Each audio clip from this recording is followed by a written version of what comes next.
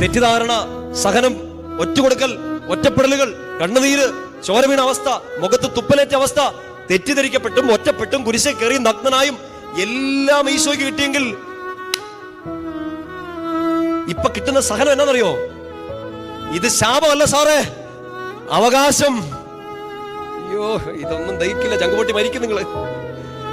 ഇനി അതിനെ സഹന, അച്ചോ ഇതൊരു സഹന, അമ്മച്ചി ഇതൊരു സഹന, നോ, അത് സഹനമല്ല സാർ. ഇൻസച്ചോ മുട്ടുവേദനയാണ്, എനിക്ക് മേല, എനിക്ക് സഹനം, നോ.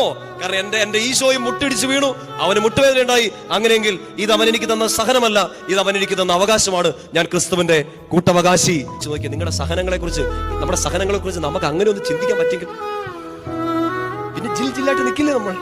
പിന്നെ സങ്കടപ്പെടില്ല, പിന്നെ നിരാശപ്പെടില്ല, പിന്നെ പ്രത്യാശ മാത്രം, പ്രത്യാശ മാത്രം. കാരണം ഇവൻ ചുമ്മാ നമ്മളെ ഒഴിവാക്കി വിട്ടേക്കല്ല, അവനുള്ളതെല്ലാം അവൻ എനിക്ക് തന്നേക്കാണ്. പറഞ്ഞ